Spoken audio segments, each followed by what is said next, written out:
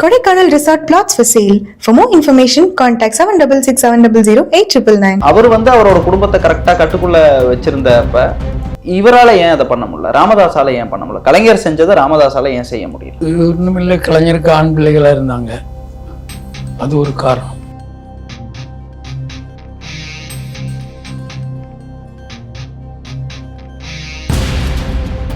இந்த அன்புமணிக்கு ஆண் வாரிசு இல்லாதால அப்போ பெண் பிள்ளைகளும் நெச்சரிக்க ஆரம்பிக்கிறாங்க, ஐயோ எங்க பிள்ளைகளுக்கும் ஏதாவது செய்யுங்க அப்படின்னா. அப்போ அவர் ஒரு தந்தைங்கிற கோணத்தில் இருந்து அப்போ அவருக்கு அது ஒரு நிர்பந்தம் தான். அது பணம் கொஞ்சமா பரட்டா பிரச்சனை கிடையாது, கோடிக்கணக்கான ரூபாய் பரல்றப்போ இப்ப காடு வெட்டியார் அவங்க காப்பாத்தணும்னா காப்பாத்திருக்கலாம். அன்னைக்கு அவர் என்ன நினைக்கிறாங்க, சரி அன்புமணிக்கு காடு வெட்டியார் போட்டியாவுக்கு என்ன செய்யறதுங்கிறதுங்க, அதுக்காக ஒரு சில உள்ளடி வேலைகள் செய்யறாரு. அந்த உள்ளடி வேலையில அவரும் போயிடுறாரு. அப்ப இவங்களுக்கு ரெண்டு பேருக்குமே ஒன்றும் கொடுக்கூடாது அப்படிங்கிறது ராமதாசன் எண்ணம். திருமாவளவனுக்கும் காடு வெட்டியார் கொடுக்கூடாது, இவங்க ரெண்டு பேரும் எதிராக நிறுத்தணும். அதே போல நிறுத்தினாங்க ரெண்டு பேரும் எதிராக.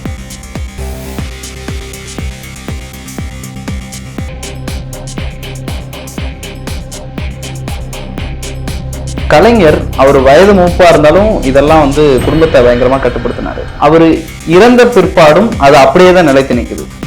இல்ல அதுல கட்சியில செல்வாக்கு ஸ்டாலின் கொண்டு அவர் இருக்கும் பொழுது அவர் துணை முதலமைச்சர் ஆனதால அவங்களுக்கு வேண்டியவங்களெல்லாம் நிறைய சட்டமன்ற உறுப்பினர், மாவட்ட செயலாளர் அப்படி இப்படி நம்ம கட்சி தனியாக கட்டுப்பாட்டார். அதுதான் இன்னைக்கு அன்புமணி செய்திருக்காரு.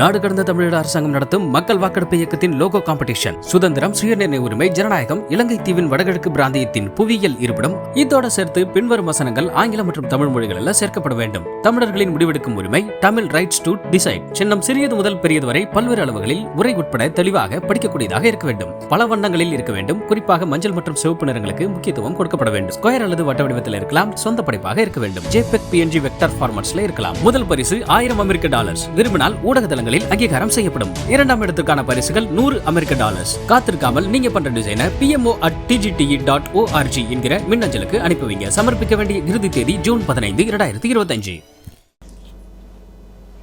நேயர்களுக்கு வணக்கம். இன்று நம்மோடு தமிழ் தேசிய சிந்தனையாளர் மரியாதைக்குரிய பொன்பரப்பை அரசேந்திரன் அவர்கள் வந்திருக்காங்க. ஐயா வணக்கம். வணக்கம். நலமா இருக்கீங்களா ஐயா? நலமா இருக்கு. பாமகக்குள்ள போயிட்டு இருக்க குழப்பங்களை நீங்க இப்ப பார்த்துட்டே வரீங்க. ராமதாஸ் பயங்கர அதிருப்தி தெரிவிச்சிருக்காரு செய்தியாளர் சந்திச்சு. அதை தொடர்ந்து அன்புமணியும் இல்லை நான் தான் பண்ணுவேன்ற ஐயா வழியில தான் நடப்போம், ஆனா நான் சொல்றதான் செயல் திட்டம் அப்படின்லாம் நிறைய சொல்லி இப்ப செயற்குழு கூட்டியிருந்தாரு. இது ராமதாஸ் அன்புமணிக்குள்ள இருக்கிற பிரச்சனை. கலைஞர் அவர்களுக்கும் இந்த நிலைமை வந்துச்சு. அவர் அவரோட குடும்பத்தை கரெக்டா கட்டுக்குள்ள வச்சிருந்தப்ப இவரால ஏன் அதை பண்ண முடியல? ராமதாஸால ஏன் பண்ண முடியல? கலைஞர் செஞ்சதை ராமதாஸால ஏன் செய்ய முடியல? ஒண்ணுமில்லை, கலைஞருக்கு ஆண் பிள்ளைகளா இருந்தாங்க, அது ஒரு காரணம். ஆண் பிள்ளைகளுக்கு இடையில ஒரு சமாதானத்தை ஏற்படுத்த முடிஞ்சது.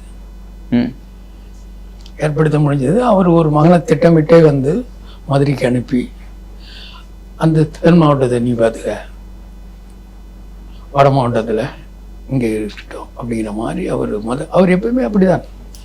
ஒரு பெண்ணை பெங்களூர் அனுப்பி அங்கே பெரிய தொழிலதிபர் ஆக்குவார். இப்படி ஒவ்வொரு காரியங்களையும் திட்டமிட்டு செய்யறதுல அவர்கிட்ட அது ஒரு தனிப்பட்ட திறமைகள் இருந்தது. ஆனா அந்த திறமையெல்லாம் ராமதாஸ்கிட்ட இல்லை. இரண்டாவது, இவருடைய மகனுக்கு ஆண் வாரிசுகள் இல்லை, அது ஒரு சிக்கல். அதுதான் அடிப்படையான சிக்கல். அதில் ஆண் வாரிசு இருந்தால் அந்த பிள்ளைகளுக்கு அப்படி சொத்து போகும் வரும். கட்சியில தான் நிறைய கோடிக்கணக்கான வருமானங்கள் கொட்டிக்கிட்டு இருக்குல்ல. அதனால என்ன ஆகுதுனாக்க அது நாளைக்கு ஆண் வாரிசு இருந்ததுன்னா அங்கே போயிடும். சரி நம்ம குடும்பத்திலேயே இருக்குது அப்படிங்கிற மாதிரி அந்த நிலை. இந்த அன்புமணிக்கு ஆண் வாரிசு இல்லாதால அப்போ வந்து பெண் பிள்ளைகளும் நச்சரிக்க ஆரம்பிக்கிறாங்க, ஐயோ எங்க பிள்ளைகளுக்கும் ஏதாவது செய்யுங்க அப்படிங்கிறதா. அப்போ அவர் ஒரு தந்தைங்கிற கோணத்தில் இருந்து அப்போ அவருக்கு அது ஒரு நிர்பந்தம் தான். அது அப்போ நிர்பந்தம்ங்கிறது மட்டும் கிடையாது, அவங்களுடைய திட்டம் நீண்ட திட்டம் இருக்குது. இந்த வன்னியர் அறக்கட்டளையில எல்லாம் அவங்களுடைய குடும்ப சொத்தா மாற்றணும், மாற்றி அதை எல்லாத்தையும் தான் குடும்பம் வந்து அபகரிக்கணும் அப்படிங்கிற அந்த திட்டம் இருக்கு. ஐயோ இவ்வளவு பெரிய சொத்தம் வந்ததுன்னா வந்து அது அன்புமணி மகள் வழியா போயிடுமே அப்படிங்கிறதால இருக்கிறதால சரி நம்முடைய மகள் வழிக்கும் சேர்ந்த என்ன தவறு. ஏன்னா ஒரு தந்தை வந்து இப்ப சொத்து நிறைய சேர்ந்ததுன்னா அது மகள்களுக்கு பங்கு கொடுக்கணும்னு நினைக்கக்கூடியதுதானே. அது ஒரு இயல்பானதுதான் அது. அப்ப அவருடைய முயற்சி அது. அந்த முயற்சியில அவரு வெற்றி பெற முடியல. அதுதான் அதண்டியது. அது அன்புமணிக்கும் அந்த தாராள மனப்பான்மை இல்லை. தன்னுடைய சொந்த சகோதரி அக்காவுடைய பிள்ளைகள் தானே, அவங்களுக்கு கொஞ்சம் கிடைக்கிறதுல கொஞ்சம் எடுத்து போட்டா என்ன போயிட்டுது. அவங்களையும் சொந்த அக்கா பையங்கிறப்ப அரவணைச்சு கொண்டு போகணும்ல. அந்த மனப்பக்குவம் அங்க இல்லை. இப்ப இந்த ரெண்டு பேர்கிட்டயுமே அந்த மனப்பக்குவங்கள் இல்லாதாலதான் நம்ம அக்கா பையன் அப்ப வேற யாரும் கிடையாது, அவனை கூட மாட வச்சுக்கிட்டு ஏதோ அதை செய் இதை செய்ன்னு சொல்லிட்டு அவனுக்கும் கொஞ்சம் கொடுத்தாக்க அவனும் எடுத்துட்டு போறவன் தானே. அவன் என்ன இல்லை இல்லை அதெல்லாம் முடியவே முடியாது என்கிட்ட கொடுன்னா கேட்டுட்டு இருக்காங்க. அப்போ இதுக்கு காரணம் என்னன்னா கலைஞர் வந்து நீண்ட கால திட்டமிடல். இவருக்கு இப்பதான் ஞானோதயம் வருது, ஐயோ நம்ம மகள் வழி குழந்தைகளுக்கெல்லாம் ஒண்ணும் இல்லாம போயிடுவாங்களோ என்னமோ அப்படிங்கிறது. அந்த முயற்சியில தான் இந்த சிக்கல் வருது. பணம் கொஞ்சமா பரண்டா பிரச்சனை கிடையாது, கோடிக்கணக்கான ரூபாய் பரல்றப்போ அதுல கொஞ்சம் மகன்களுக்கும் கொஞ்சம் கொடுக்கணும் அப்படிங்கிற அது ஒரு இயல்பான ஒரு தந்தையினுடைய குணம் தான். அது அவர்களுக்கு வன்னியர்களுக்கு செய்யணுங்கிற நோக்கம் எல்லாம் கிடையாது. இந்த சொத்துக்களை குடும்பம் எப்படி பிரிச்சுக்கிறதுங்கிறது தான். அது எல்லாத்துக்கும் கொஞ்சம் பிரிச்சு கொடுக்கணும்னு ராமதாஸ் நினைக்கிறாரு. அன்புமணி இல்ல எல்லாம் தனக்கு தான் அப்படின்னு நினைக்கிறார். இது ரெண்டு தான் இந்த சிக்கலுடைய அடிப்படையான காரணம் இதான். அப்போ இதனுடைய அணுகுமுறை வந்து என்ன ஆகுன்னா, அது உட்கார்ந்து ஏன்னா அவருக்கு வயது முதியவர் ஆயிட்டாரு, என்னப்பா அவர்கிட்ட என்ன இருக்குது எல்லாம் நம்ம சொல்றதான் போ, வயசானவங்களும் ஒரு மூலையில் உட்கார சொல்லலாம் அப்படின்னு அவருடைய முயற்சி. இல்லை இவர் அதெல்லாம் முடியாது என்னாலே முடியும் அப்படிங்கிற மாதிரி இவருடைய முயற்சி. இதுதான் நாங்க உள்ள சிக்கல். அது ஆனா இவங்க ரெண்டு பேரும் சேர்ந்து மொத்தமா கட்சிக்காரனுக்கெல்லாம் நிறைய செய்ததெல்லாம் இருக்குது. இப்ப காடு வெட்டியார் அவங்க காப்பாத்தணும்னா காப்பாத்திருக்கலாம். அன்னைக்கு அவர் என்ன நினைக்கிறாங்க, சரி அன்புமணிக்கு காடு வெட்டியார் போட்டியா வந்துட்டா என்ன செய்யறதுங்கிறதுக்காக அதுக்காக ஒரு சில உள்ளடி வேலைகள் செய்யறாங்க. அந்த உள்ளடி வேலையில அவரும் போயிடுறாரு. அப்புறம் என்ன பண்றாங்க, இப்ப என்ன நடக்கும்னு சொன்னாங்க, ஒரு கட்சியில யாருமே செல்வாக்கு பெற்றவர்கள் தலைவர்கள் இருக்கக்கூடாதுங்கிறது அவங்களுடைய திட்டம். ஒரு கட்சியில ஒரு மாவட்டத்துல ஒருத்தன் செல்வாக்கா இருக்கானா அவனை என்ன செய்வாங்கன்னா படல கட்சியில பொறுப்பு கொடுப்பாங்க, அவங்களுக்கு வன்னியர் சங்கத்துல பொறுப்பு கொடுப்பாங்க. கட்சியில கொடுக்காம சங்கத்துல கொடுப்பாங்க. ஏன்னா கட்சியில கொடுத்தா அவன் பெரிய ஆள் ஆயிடுவான்னு சொல்லி இப்ப எங்க பகுதியில அதே ஒரு வேலை நடந்துட்டு இருக்கு. இந்த காடு வெட்டியார் கூட இருந்த ஒரு வைத்திக்கு காடு வெட்டியாருக்கு என்னென்ன தெரியுமோ எல்லாம் வைத்திக்கு தெரியும். அவங்க 2 கொலை வழக்குல தண்டனை பெற்றவர்கள். எல்லாம் கட்சிக்காக நடந்தது, எல்லாம் கட்சி தொடர்பான சிக்கல்கள் எல்லாம். அப்படி தண்டனை பெற்றப்போ காடு வெட்டியார் இருக்கும்போதே வைத்திக்கு சொல்லி காடு வெட்டியாரே வைத்திய வச்சுக்கிட்டு தான் எல்லா காரியத்தையும் செய்வார். இவர் சொல்லுவாரு, அவர் செய்வாரு. 2 பேரும் ரொம்ப கலந்து உட்காந்து என்ன செய்யறதுங்கிறது 2 பேரும் பேசிதான் செய்வாங்க. அப்படி இருக்கப்ப 2 பேருக்கும் இடையில ஒரு நல்ல ஒரு புரிதல் இருந்தது. ஆனா காடு வெட்டியார் இறந்த பின்னாடி அவர் இறந்ததே ஒரு மர்மமான இறப்பு தான். இறந்தாரா கொன்னா இதெல்லாம் நிறைய சிக்கல் கிடக்குது. காடு வெட்டியார் குடும்பம் எல்லாம் எடுமிட்டு போட்டாங்க அப்படிங்கிற மாதிரிதான் அவங்க சொல்லிட்டு இருக்காங்க. அதை 100 மடங்கு மறுக்கவும் முடியாது, அதெல்லாம் இல்லை அப்படின்னு சொல்ல முடியாது. அது அந்த ஒரு ஐயம் ஓடிட்டு இருக்கும்போது காடு வெட்டியார் இறந்த பின்னாடி அப்போ வைத்திக்கு தான் அந்த பொறுப்பு கொடுக்கணும் அப்படி இப்படின்னு சொல்லி வரும்பொழுது காடுவெட்டியார் காலத்தில் காடுவெட்டியாரை எதிர்த்து நின்னாரு ஒருத்தர் திருமாவளவன். அவருக்கு மீண்டும் வந்து அவருக்கும் ஒரு செல்வாக்கு வருது. அவரும் நடைமுறையில் ஒரு சில காரியங்களை செய்கிறார் திருமாவளவன். ஆமா, இப்ப 2 பேரும் செய்து 2 பேரும் சமம் ஆயிட்டாங்க. அப்ப இவங்களுக்கு 2 பேருக்குமே ஒன்றும் கொடுக்கூடாது அப்படிங்கிறது ராமதாசுடைய நோக்கம். திருமாவளவனுக்கும் காடுவெட்டிக்கும் காடுவெட்டியாரும் கொடுக்கூடாது. இவங்களை 2 பேரும் எதிராக நிறுத்தணும்.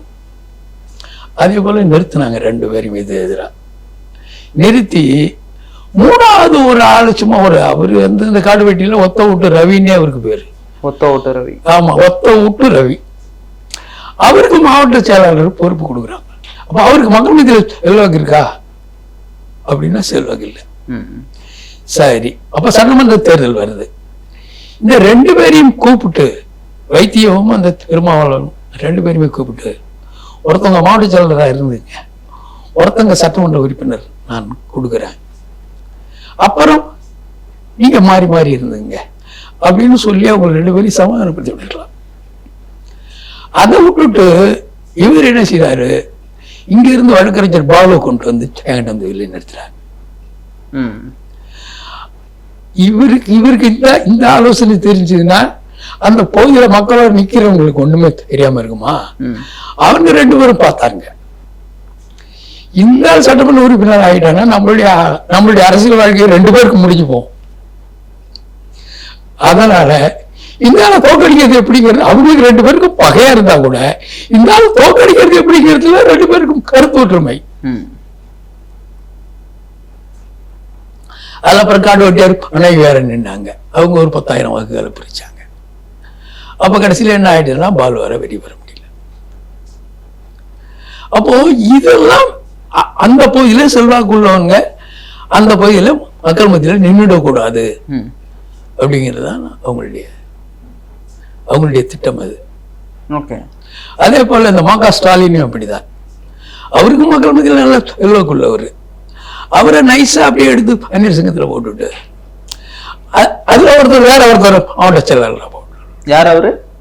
அது இன்னொருத்தர் யார் ஒருத்தர் இருக்காரு. ம.க. ஸ்டாலின் யாரோ சொன்னீங்க? அந்த அதாவது இந்த குழந்தை இந்த மயிலாடுதுறை.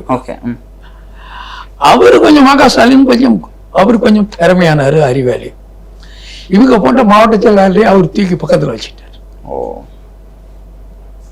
அவங்க 2 பேரும் களம் தான் செய்யறது எதை செய்தாலும். இப்படிதான் ஒவ்வொரு இதுலயும் இவர்களும் மக்கள் மத்தியில செல்வாக்கு படைத்தவர்கள் பாமக இருக்கக்கூடாது அப்படிங்கிற சிந்தனை உள்ளவர்கள் இவர்கள். இவங்க கட்சிக்காரன் அழிக்கிறதா நினைச்சிட்டு இருக்காங்க. இவங்களும் அதுல வந்து அழிஞ்சுக்கிட்டு வராங்க. ஓகே, ஆனா இது வந்து அப்ப இது பதவி பொறுப்பிற்கான சண்டை கிடையாதா? சும்மா பணத்தை பிரிச்சுக்கிறதுக்கான சண்டை. அந்த பணத்தை பிரிச்சுக்கிறதுக்கான. ஆமா, இருக்கிற பணத்தை வரப்போற பணத்தை யார் எடுத்துக்கிறது அப்படிங்கிறதுக்கான சண்டை. அதற்கு ராமதாஸ் இவ்வளவு குற்றச்சாட்டு ஆதங்கமா வைக்கிறதுக்கான காரணம் என்ன? அவர் அன்புமணியினுடைய செல்வாக்கு அழிச்சுன்னு உருவாக்குறது. சொந்த மகளாக இருந்தாலும் ஒரு கட்டம் வந்த பின்னாடி அவன்களையும் வந்து விடக்கூடாது.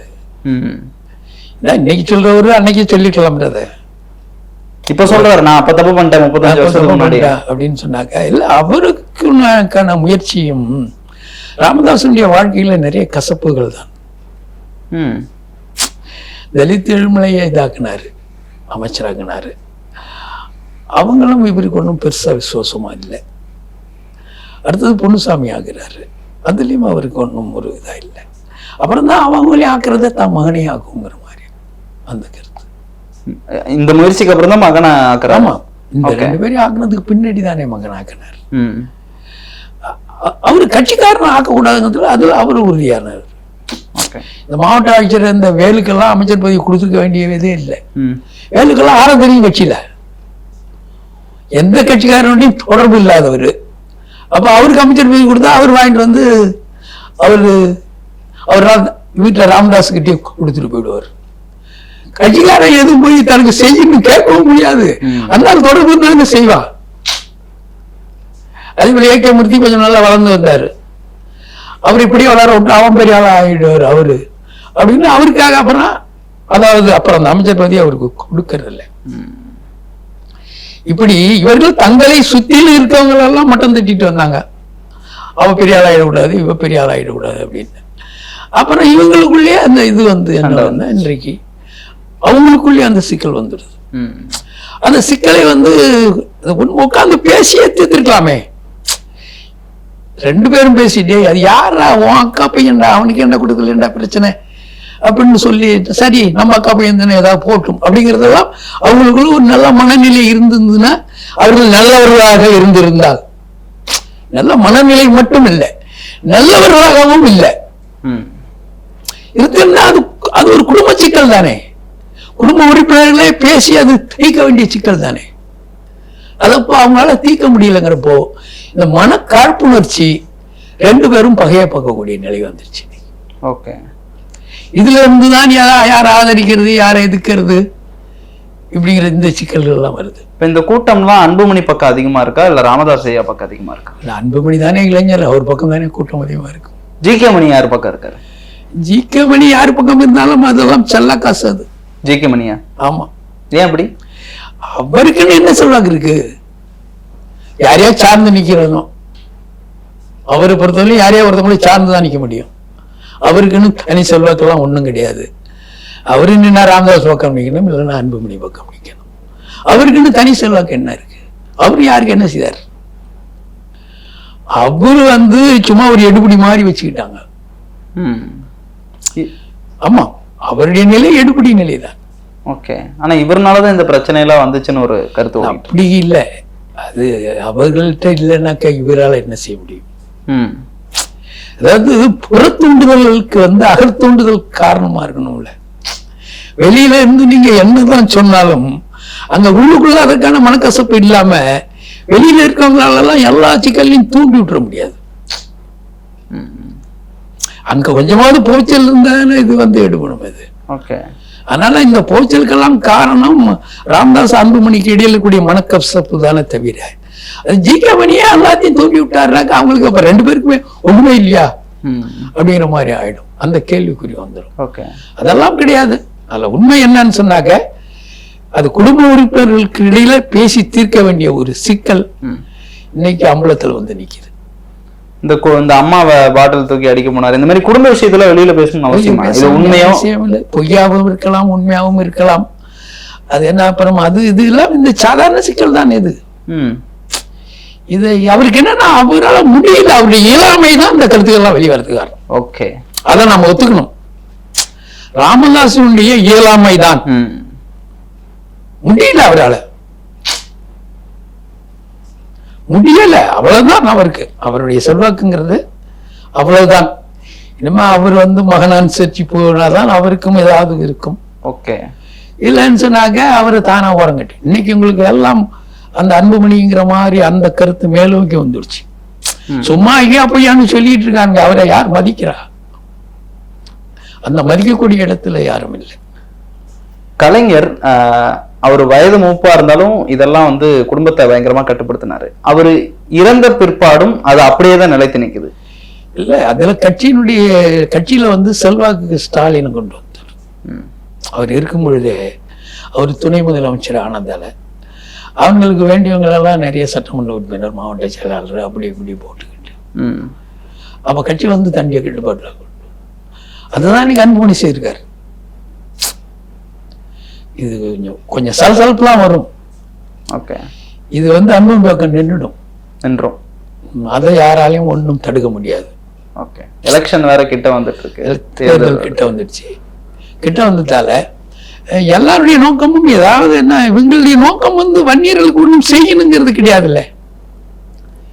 இவர்களுடைய நோக்கம் வன்னியர்களுக்கு இடஒதுக்கீடு வாங்கி கொடுக்கணுங்கிறதுலாம் கிடையாது. இவர்களுக்கு அந்த அந்த வன்னியர் அறக்கட்டளை சொத்துக்களை எப்படி குடும்ப சொத்தா மாத்துறதுங்கிறதுக்காக தான் இவங்க ஆளுங்கட்சியை எதிர்த்து எந்த வேலையும் செய்ய மாட்டாங்க. அது மத்தியில் ஆளுங்கட்சியா இருந்தாலும் சரி, மாநிலத்தில் ஆளுங்கட்சியா இருந்தாலும் சரி. இப்ப இந்த இடஒதுக்கீடு சிக்கல் சொல்லிட்டு இருக்காங்க, அதுக்காக ஒரு போராட்டம் நடத்துனாங்களா? அது இது வரையும் அன்புமணியும் ராமதாஸ் அடிக்கடி சொல்லிட்டு இருப்பார், தம்பி ஸ்டாலின் பார்த்து இடஒதுக்கீடு கொடுத்துருவார்.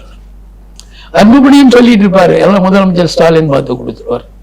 இவங்க ஏன் அந்த சிக்கலுக்கே போகலன்னா, இடஒதுக்கீடு கேட்கலன்னா, இடஒதுக்கீடு கேட்டாக்க அறக்கட்டளைக்கு ஒரு தலைவரை போட்டு எல்லா சொத்தையும் அறக்கட்டளைக்கு கொண்டு வருவாங்க.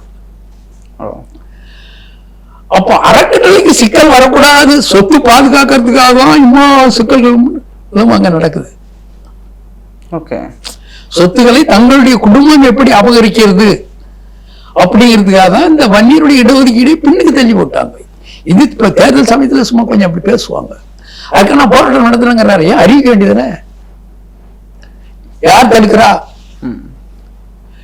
ஐயா வந்து வன்னியருக்கான இடஒதுக்கீடு போராட்டத்தை இப்ப உங்களுக்கு தொடங்கிட்டாருன்னா எல்லா வன்னியர்களும் தான் இறங்கிதான் செய்வாங்க. அதுல யாருக்கும் எந்த சிக்கலும், ஏன்னா வன்னியர்களுக்கு இடஒதுக்கீடு இருக்கிறது எல்லாம் தங்களுடைய அதான் சந்தையினருக்கு கிடைக்கிற மாதிரி தானே, தங்களுடைய பிள்ளைகளுக்கு கிடைக்கிற மாதிரி தானே. அதனால எந்த கட்சிக்காரன் இருந்தாலும் இதை போய் இந்த சிக்கலை எழுத்து நிற்க மாட்டாங்க. வன்னிய அமைச்சர்கள் 4 பேர் சேர்ந்துக்கிட்டு ஏதாவது ஒரு அறிக்கையை வெளியிடலாம். ஆனா வன்னியர்களுக்கு இடஒதுக்கீடுன்னு சொல்லி ஐயா வந்து அறிவிச்சாருன்னா ஆனா போராட்டத்துல எல்லா சாதியில உள்ள அனைவரும் பங்கெடுப்பாங்க. ஆனா இவங்க அறிவிக்க மாட்டாங்க, சும்மா அதை அப்படியே சொல்லிக்கிட்டே இருப்பாங்க. இது அப்படியே இந்த காலம் நீடிக்கும். வன்னியர்களுக்கான இடஒதுக்கீடு எல்லாம் ஒரு நாளும் இவர்கள் மூலமா கிடைக்காது. இவர்கள் மூலமா கிடைக்காது, அது முடிஞ்சு போச்சு. அது இவர்கள் மூலமா கிடைக்குங்கிறது. ஏன்னா 75 ஆண்டுகள் போராட்டம், ஓராண்டு 2 ஆண்டு இல்லை, ஏறக்குறைய 46ல இருந்து இந்த போராட்டம். இதுவரையும் வாங்க முடியாததுக்கு என்ன காரணம்? திமுக தராதது ஒரு காரணம். திமுக தராதது காரணம். அதான் அண்ணா திமுக எடப்பாடியார் கொடுத்ததை தக்க வைக்க முடியாத ஒரு காரணம் இல்ல. உச்ச நீதிமன்றத்துல பெரிய வழக்கறிஞர் வச்சு வழக்காளிட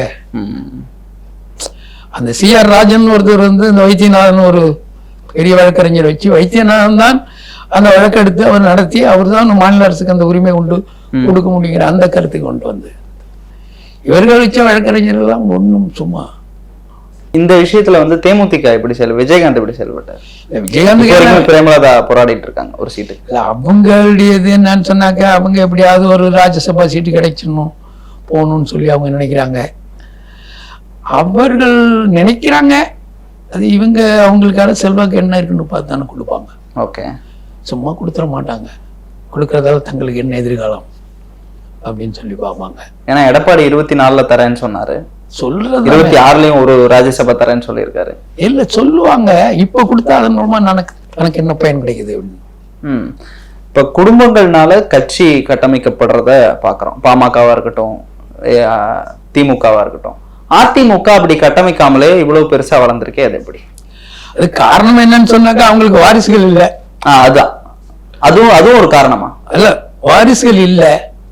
வாரிசுகள் இல்லாதால அது என்ன ஆயிடுதுன்னாக்க, அது ஒரு இதை அதிமுகவை உடைக்கணுங்கிறது பாசகவுடைய திட்டம். அவங்க சசிகலாவை முதலமைச்சர் ஆகாம தடுத்தது யாரு? பாஜக தானே. அவங்களுக்கு திட்டமிட்டு அந்த வழக்கு, அப்பதான் அந்த இவங்க சொல்றாங்கல்ல, அந்த நீதிமன்ற இடையில சிக்கல் வந்தப்போ இந்த வழக்கை ஒரு திட்டமிட்ட குழுக்கிட்ட அனுப்பி இப்படிதான் தீர்ப்பு சொல்லணுங்கிற ஒரு நடைமுறையை கொண்டு வந்து தமிழகத்துல ஒரு தலைவர் வந்துடக்கூடாதுங்கிறதுல பாசகவும் திமுகவுக்கும் ஒரே கருத்து தான். ஏன்னா அது பாசகவுடைய கொள்கை, தமிழினத்துல யாரும் தலைவராக வந்துடக்கூடாது. அதே இதுதான் திராவிடத்திலையும். அப்போ சசிகலாவுக்கான அதற்கான வாய்ப்புகள் இருந்தது. அவங்க கொஞ்சம் அவசரப்பட்டுட்டாங்க. அந்த வழக்கு முடியறதுக்குள்ள பதவியேற்றுக்கிறதுக்கான முயற்சி பண்ணாம இருந்தா அவங்களாலையும் நின்றுக்க முடியும். ஆனா அவங்க அவ்வளவு காலத்துல இந்த வழக்கையும் தள்ளிட்டு வந்திருப்பாங்க.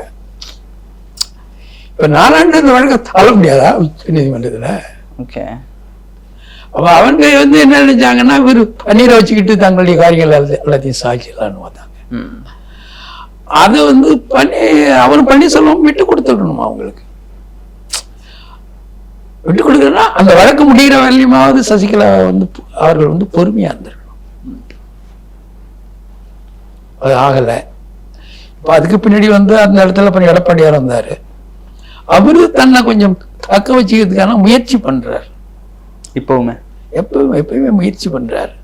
அப்புறம் அவரும் பெரிய அரசியல் ஞானி கிடையாது இல்லை. தமிழனுக்கே அரசியல் அறிவு இல்லையில அப்புறம் எடப்பாடியாருக்கு மட்டும் எங்க இருந்து கொட்டிடுமா என்ன? ஆளுமை இல்லையில 700 ஆண்டுகளா இன்றைக்கு தெலுங்கர்கள் வந்து தமிழ்நாட்டுக்கு வந்தாங்களோ, அதே போல ஆரியர்கள் வந்து தமிழ்நாட்டுக்கு வந்தாங்களோ, அதனால தமிழருடைய தலைமை இல்லையில. அது தெலுங்கர்கள் வந்து தமிழருடைய தலைமை இல்லையில. அப்ப தமிழர்கள்ட்ட அந்த ஆளுமை இருக்காது இல்ல. இந்த ஆளுமை படிப்படியாக தானே வளரணும். 67 இருந்து தமிழ்நாட்டுல தமிழர் கையில ஆட்சி இல்லை. அப்புறம் ஆட்சி இல்லாதால தமிழ் எங்க ஆளுமை எங்க உருவாகிறது? அதுக்கான வாய்ப்புகள் இல்லை, அந்த திறமையும் இல்லை. இன்னைக்கு திமுக எடுத்துக்கிட்டா எவ்வளவு அமைப்புகளை எவ்வளவு பேரை வச்சுக்கிட்டு வழி நடத்துறாங்க. எத்தனை தலைவர்கள் இருக்காங்க, எத்தனை தலைவர்கள், எத்தனை அமைப்புகள், எல்லாத்தையும் வச்சுக்கிட்டு அவங்களால வழி நடத்த முடியுது. ஆனா அதிமுக ஆதரிக்கிறவங்கள கூட இவங்களால வச்சுக்கிட்டு ஒரு வழி நடத்த முடியல. அதுக்கு காரணம் வந்து ஆளுமை இல்லைங்கிறது. இரண்டாவது பொருளாதார ரீதியா அது ஒரு குடும்பமா இருக்கிறதால லாப நட்டம்லாம் தனக்கு வந்துருங்கிற நம்பிக்கை இருக்குது. இங்க இருக்கிறத சொல்லப்படி தனக்கு இருக்க நாளைக்கு வந்து அது வராம போயிட்டு என்ன செய்யறது அப்படிங்கிற அந்த ஒரு இது. இரண்டாவது தமிழினத்துல ஆளுமைகள் இன்னும் வளரல.